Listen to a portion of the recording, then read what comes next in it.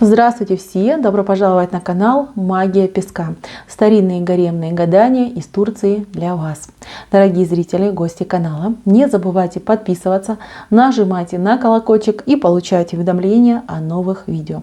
Огромное спасибо за ваши лайки, за ваши добрые комментарии и за ваши донаты. Мои дорогие, прошу за вас высшие силы помочь вам не оставить и исполнить все ваши мечты и все ваши желания. Тема сегодняшнего гадания звучит так. Чему быть, чего не миновать в любви? Пожалуйста, мои дорогие, для кого эта тема актуальна, посмотрите на песочек, мысленно, либо вслух задайте такой вопрос. Чему быть, чему не миновать в моей жизни в любви? Надеюсь, вы настроились. Я убираю Назар. Прошу высшие силы послать для вас только самую нужную, самую важную и самую полезную информацию, а также дать мне возможность ответить на все ваши вопросы. Итак, ваша личная жизнь. Давайте посмотрим для начала, что же из себя представляет ваша личная жизнь. Что нам расскажет высшие силы о вашей личной жизни, о личной жизни тех девочек, женщин, которые зашли на мое гадание. Так, ну что, мои дорогие, хочу сказать, что вы в данный момент времени одиноки. Вот одиноки, смотрите, видите, один человек в домике под крышей находится, одиночество. Даже если у вас кто-то и есть, например, дети, либо супруг, да, то вы чувствуете себя все равно одиноким человеком. Вам не хватает любви, вам не хватает чувств, вам не хватает эмоций. Вот такое одиночество. Вы даже, вот смотрите, рядом с вами есть люди. Вот один человек, вот второй человек, да, может быть это муж, может быть детки, да, вот там родители, кто угодно. Вы не смотрите на них, вы от них отвернулись. Вы в плену в каком-то вот, знаете, таком печали и тоски. Печали и тоски о своей жизни, о своем, скажем так, прошлом, о своем там несуществующем, настоящем, да, кажется, как будто бы вас выкинуло из жизни и ничего не происходит. Все вокруг счастливы, живут, там, любят, улыбаются семьями, да.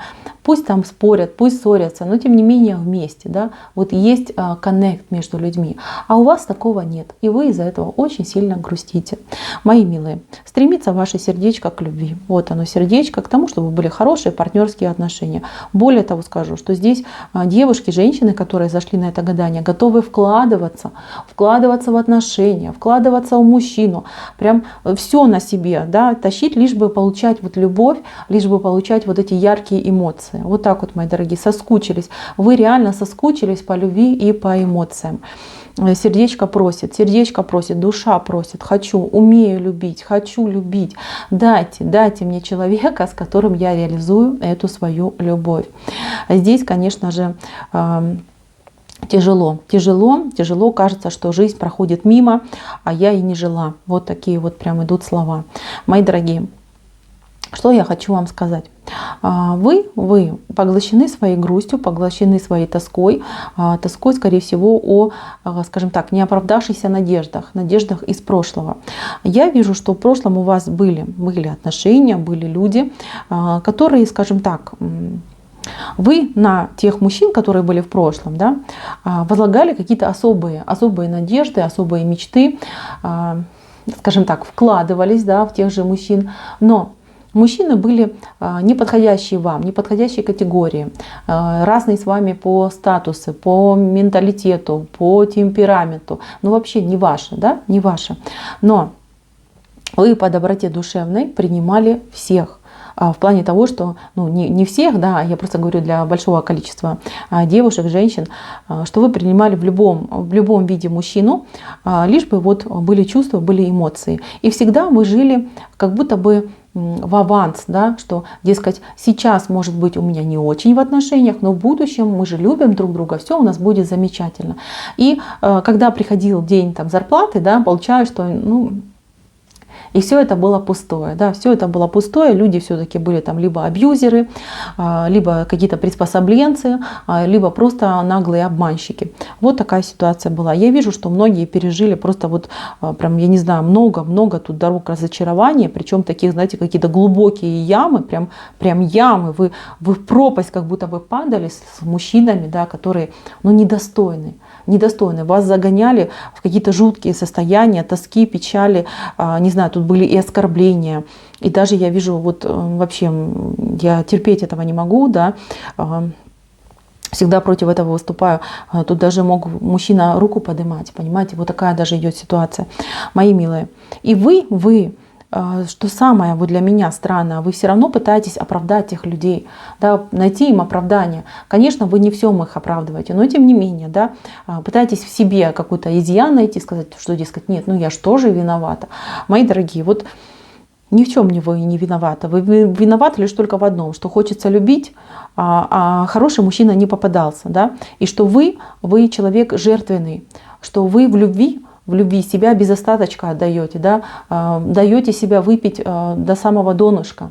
А счастье, оно ведь такое, понимаете, когда сам себя любишь, тогда и для себя подходящего партнера можешь подыскать, тогда можешь и покапризничать, и требования какие-то выставить, да, и мужчины стараются, да, они вот нас пытаются баловать, а когда ты всю душу выложила, все сердце свое отдала, да, а он там на нем попрыгал, поплевал, побуцал, да, ну а что можно ждать? Что можно ждать? Вы сами жертвовали собой ради любви. Многие скажут, ой, а меня же так воспитали, мои милые. Да, часто такое бывает, когда родители, вот наши, скажем так, не по злой воле, да, не по злому умыслу, пытаясь, например, нам дать счастье в жизни, они учили нас с каким-то заблуждением, потому что сами заблуждались. Да, и вот мы вырастаем такими вот несчастными, которые жертвуют собой ради любви, ради там, детей, там, буду жить с нелюбимым мужем, который меня бьет. Ну, дети, чтобы никто там не тыкал пальцем в моих детей, не говорил, что там не в полноценной семье, да, либо что я там разведенка, не дай бог. Знаете, вот какие-то такие комплексы, понимаете, это не ваше, это напускное. То есть это то, что вы впитали от других людей. Мои милые, я вижу, что ваша ситуация на данный момент, вот эта грустная, тоскливая ситуация, это ситуация трансформации, реально трансформации. Смотрите, вы, вот если присмотреться, это цветок, это прекрасный цветок, это вы. Но этот цветок еще не зацвел. Посмотрите, он еще не раскрылся. Мои милые, ваше цветение, ваша радость, ваше счастье, оно у вас впереди. Вот поверьте, впереди найдется тот садовник, который поухаживает за вами, который уделит вам и время, и любовь, и ласку, и, знаете, заставит, просто вот в прямом смысле заставит вас зацвести. И не важно, сколько вам лет, мои милые, не важно. Ваш цветок, он еще не распустился. Обязательно будет прекрасное цветение.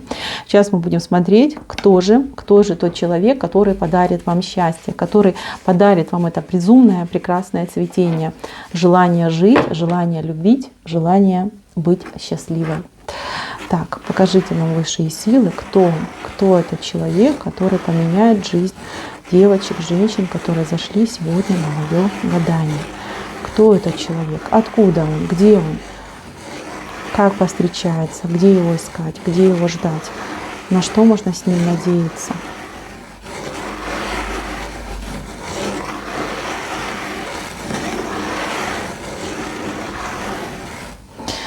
Так. Ну что, мои милые, мужчина, он уже в пути к вам, вот он на паруснике, да, парусник такой вот прекрасный, лодка, да, и он плывет к вам, есть над ним прекрасная звезда исполнения, звезда мечты, которая ведет именно к вам. И этот человек, он тоже, как вы, настрадавшийся, у него была тяжелая жизнь, тяжелые испытания прошел, я не знаю, этот человек, либо он, может быть, знаете, вот у него в жизни было какой-то очень тяжелый период, тяжелое испытание. Это может быть человек военный, который был на войне, да, мог быть там солдатом, мог быть доктором. Человек, который, например, не знаю, там мог сидеть, к сожалению, так тоже может быть, да. То есть у него вот какое-то прошлое тяжелое, он очень много пережил и очень много испытал. И он, понимаете, он не сломался, он не сломался, он нашел в себе стержень, он нашел в себе силы, и он, знаете, как птица Феникс просто из пламени, да, воскресает заново, собрал себя по кусочкам. Может быть, пережил какие-то вот тяжелые испытания в плане того, что там разорение у него было, либо какие-то болезни у него были, да, вот, которые там не позволяли ему там вести не то чтобы активный образ жизни, просто выходить из дома. То есть пережил он очень сложные испытания и не сломался. Он идет таким, знаете, медведем. Медведь очень сильный, это вообще тотем такой очень прям грандиозной силы, которая скрыта в человеке. И вот он идет по этому медведю. Понимаете, это и защитник, это и муж, и отец, и наставник. С таким человеком не пропадешь, да, с ним, скажем, бояться вообще нечего. За каменной стеной вот такой человек вам идет. У него инициалы, это буква А, вот она буква А, и буква В. Но В латинская, не знаю даже как. То есть если В латинская, ну или А, да. То есть смотрите, девочки, В либо А, вот такой у него инициал идет. Еще здесь идет цифра 9, но она перевернутая. Перевернутая говорит мне о том, что, скорее всего, вот что-то связано с девяткой будет. Может, день, встреча, да, связана с девяткой, пока она перевернутая, потому что это, ну, как проект и будущее. Кстати, хочу сказать, что и встреча у вас тоже как-то идет по, тут 7-9, может быть, между 7 и 9 месяцами. Вот такая идет ситуация. У кого-то 7, у кого-то 9. Опять же таки, все цифры пока перевернуты. Это мне говорит о том, что человек еще не вошел в ваше поле, и он не рядом. То есть между вами есть и время, и пространство. Вот такая идет ситуация. Смотрите, встреча ваша будет какая-то вот странная при загадочных обстоятельствах, так скажем. Я вижу вас, и я вижу вашу дорогу, причем дорогу какую-то, не знаю, вы будете считать, что это какая-то сплошная катастрофа, дорога неудач, да, вот так вот будете даже себе говорить. Что-то у вас идет не так, что-то у вас не получается, где-то что-то там все время то ломается, то теряется. И вы просто в шоке от того, что вам выпали такие испытания. И вот вы в какой-то момент отчаяния уже просто там сидите где-то и переживаете о том, что вот там что-то потерялось, что-то не получилось, куда-то вы опоздали. Да, этот человек просто подойдет и поинтересуется, что происходит в вашей жизни, чем он может вам помочь. И так вы начнете общаться. Знаете, прям с первых слов, с первого взгляда вы поймете, что это ваш человек. Что я хочу прожить с этим человеком всю свою жизнь до конца. Вот прям такое у вас будет ощущение, когда вы вот первый взгляд, да, поймаете этого человека. Настолько вот он в душу вам западет, в сердце западет. То есть, ну да, это та пресловутая любовь с первого взгляда. Вот она к вам и идет. И с этим человеком у вас завяжется роман, причем роман такой, знаете, и страстный, и бурный, и в то же время очень такой, знаете, нежный и трепетный. То есть здесь будет все, весь спектр эмоций и чувств, которые люди могут подарить друг другу. Но тут еще момент такой, что, да, этот человек, он очень такой, знаете, мужественный, очень мужественный. И вы почему-то, я вижу, ревнуете его. Да, вы почему-то считаете, что между вами вот есть какое-то препятствие. Вот видите, вот он стоит, вот вы стоите, он к вам руки тянет, вы к нему. Но есть препятствие между вами. В чем это препятствие, к сожалению, я не вижу. Наверное, у каждого будет своя ситуация. Но то, что этот человек, например, свободный, не женат, это я точно вам скажу. Он свободный. Препятствие может быть в чем-то другом. Например, может быть, он там, другой религии, да? Либо он в другом городе живет, в другой стране. Может быть, у вас там, да, какая-нибудь семья большая, да, любвеобильная, которая вас не захочет отпускать, да, либо вы будете думать, что у меня там 10 детей, он меня не примет с этими детками, да. То есть это препятствие, которое вот у этого препятствия, скажем так, ноги растут с вашей стороны, не с его стороны, с вашей. Это как будто бы вам дорогу перекрывает к нему. То есть вы сами как будто бы себе это препятствие поставили, придумали. У мужчины вообще в плане вас вообще никаких препятствий нет. Для него все ясно, для него все четко, для него все понятно. Вот так вот, мои дорогие. И, кстати,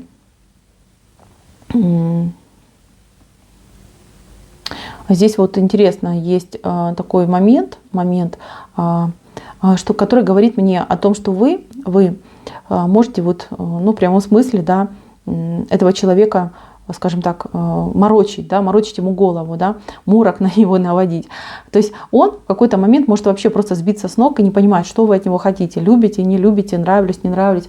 То есть даже до такого момента может дойти. И я вам честно порекомендую не выстраивать вот таких препятствий между вами и этим человеком, а честно ему все говорить. Говорить о своих страхах, говорить о своих переживаниях, говорить о своих сомнениях, потому что он ну, достаточно такой открытый человек, который, он и не жадина, он и не скупой, но он и не напрашивается. Понимаете, в чем дело?